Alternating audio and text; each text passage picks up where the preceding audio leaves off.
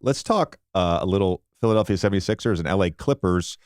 DraftKings Sportsbook segment here.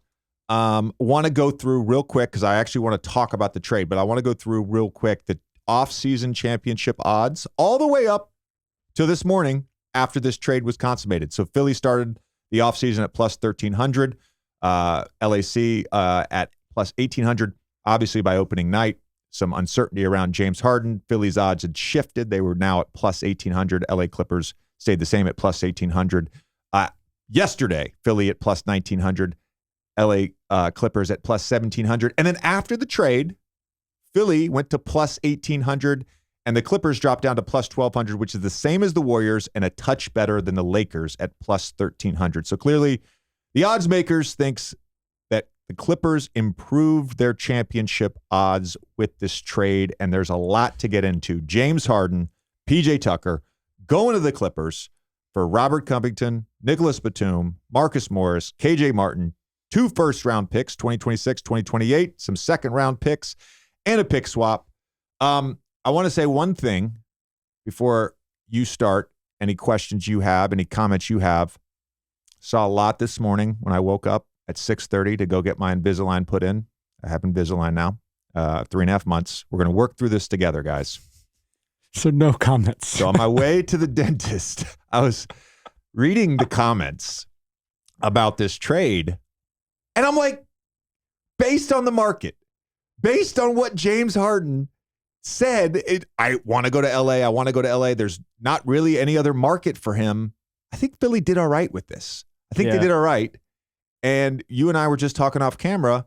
It's probably likely they package some of these players and a pick or two to get another player. I look at this sort of like how Portland did the Dame trade. I don't think Philly is done wheeling and dealing. The OKC pick as a throw-in at the end felt big for them. Are you surprised that the Clippers were able to do this without giving up Man? No. And truthfully, if I get the holdout if you're the Clippers, and I get Philly being like, we want Terrence Mann or even a Norman Powell. The reality is, specifically with Covington, who was a teammate of mine, loved playing with Rob, and Nicholas Batum, who's a guy I competed against a ton. Look, their best days are behind them. They're on the sort of the last few innings of their career. I don't know how much longer they'll play, but Robert Covington, largely out of the rotation. Even when he did play, he played 16 minutes a game last year. Off to a slow start right now. Batum is always solid, but he's not the Batum that earned a 5-year, $125 million contract in Charlotte 7 years ago. So these guys, Marcus Morris still has a lot in him. Had a solid season last year. KJ Martin, exciting young player. So they got players that can play. I'm not saying that, but if you're Philly, you probably want Norman Powell. You probably want Terrence Mann in this deal. The guys you can just plug and play right away. Yeah. So Philly first. I guess my question is, it seems, just from what we've talked about and what we've talked with other people around the league, this is probably a precursor to something else. And the question would just be whether it's, trying to go get another max guy or going to get a couple of role players who fit into what they're trying to do. And I thought what you and Legs talked about the other day with Maxey in particular, just like building around his skill set as a guard and just even the way he gets the ball up the court and his Legs brought up the positivity thing, but that's real. It's like you need a player that can fit in with him. So if you're them right now, what is not even necessarily who specifically, but what is your next 6 weeks look like in terms of like how we're going to use some of these assets to get better this year? The question I have is who's guarding the bigger wings? Because I think I really trust DeAnthony Melton as a perimeter defender, but in terms of the bigger wings that you're going to have in the East, Jason Tatum, Jaylen Brown, even to some extent, PJ Tucker guarded Giannis at times, right? So it's the bigger offensive players. I don't think right now you can necessarily rely on Jaden Springer, who's been awesome so far in preseason and early. Jalen McDaniels, maybe. Is Tobias all of a sudden your wing stopper for bigger guys like Jimmy Butler? So that's where I think there's a need losing PJ. And I know there were a contingent of Philly fans that, probably didn't love PJ just because he didn't bring a lot offensively. But his defensive skill set and his tenacity and just knowing that you have a guy who's going to guard at a high level, the bigger players, there's a comfort blanket in that. And that's where I think Philly probably needs to address. And the one team that seems obvious, having watched them a little bit so far in the early stages of this season, is the Chicago Bulls. The question would be with the Chicago they beat Bulls, the Pacers last night. The question with the Bulls would be who on this team, because it feels like there are multiple paths to go. Yeah. Both which you could make the argument for either way. Yeah. I mean, I think they're the team that everybody's going to be monitoring over the next 3 months going into the trade deadline. I don't think there's a contender out there that wouldn't love to have Alex Caruso on their team. Yep. I mean, he's the guy, right? Zach LaVine, of course, a star. DeMar DeRozan, going to be a free agent. So it's no extension. So there's some options there. Can I throw out one other team? Yeah. Who is not did not look great last year and does not look great this year so far, and that's Toronto. And maybe Siakam. Yeah. Siakam, OG. I mean, they got a few guys. Yeah. But that feels like at a certain point they're going to have to make a call. And to your point earlier about Philly, I mean, they have assets. Yeah. They've set themselves up nicely. Daryl clearly has a plan, so we'll see where it goes. But yeah, I guess my last thing before we get to the Clippers, because I want to talk about that, is are you with how the Dame trade went down and just how the sort of landscape has changed a little bit in terms of guys being able to like force themselves to where they say they want to go publicly?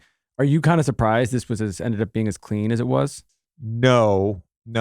Because I do think teams and players should act in their own self-interest. And given what at least I know about the trade market with James Harden, I think Philly did a nice job. And the self-interest was we made a trade that's palatable. Again,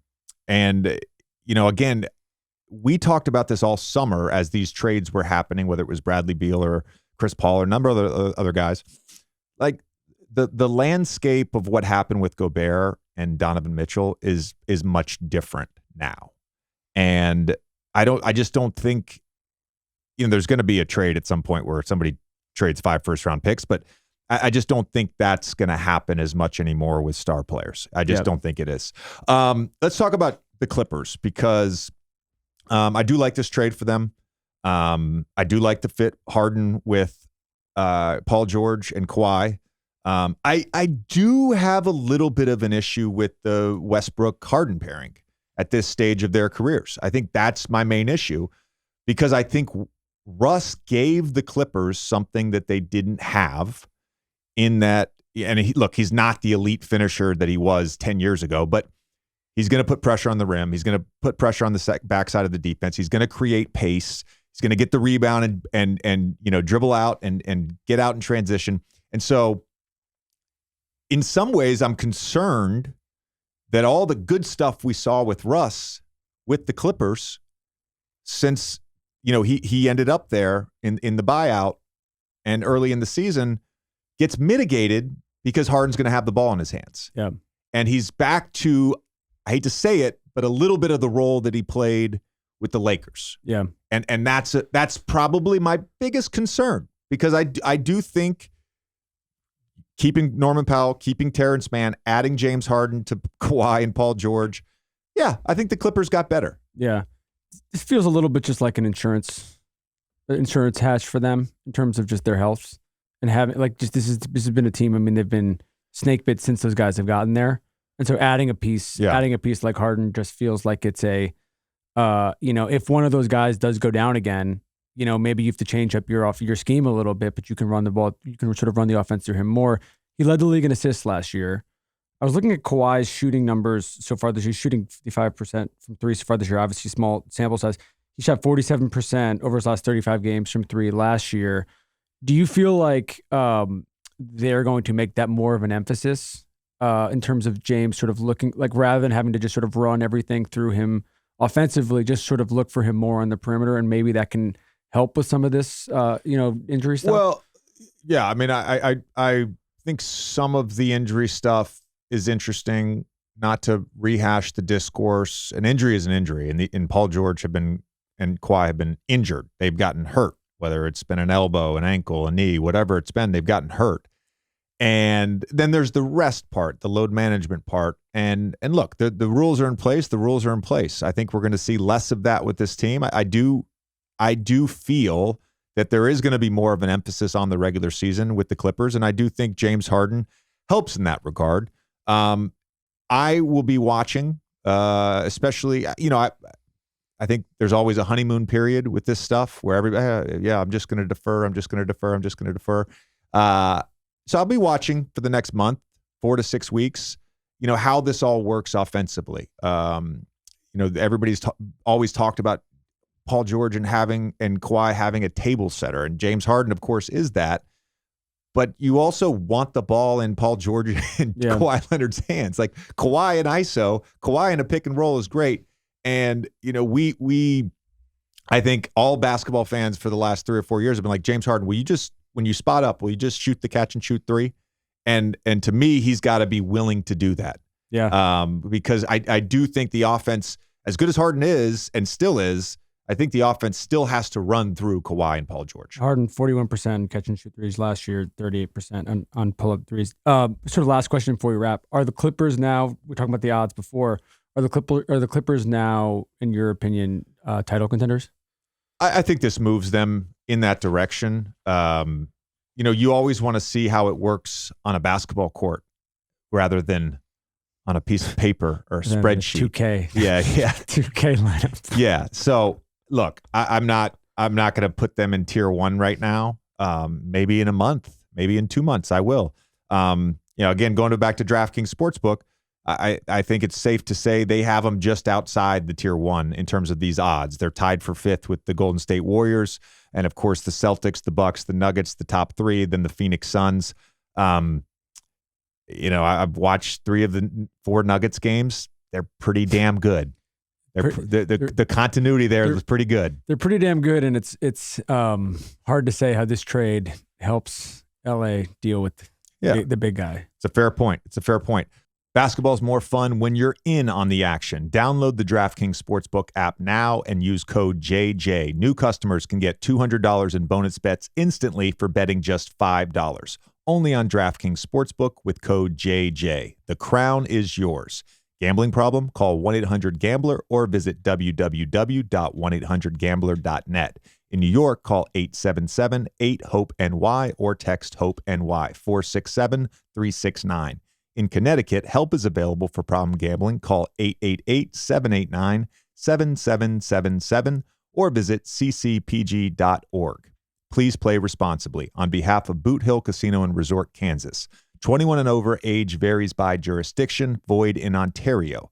Bonus bets expire 168 hours after issuance. See sportsbook.draftkings.com/basketball terms for eligibility and deposit restrictions, terms, and responsible gaming resources.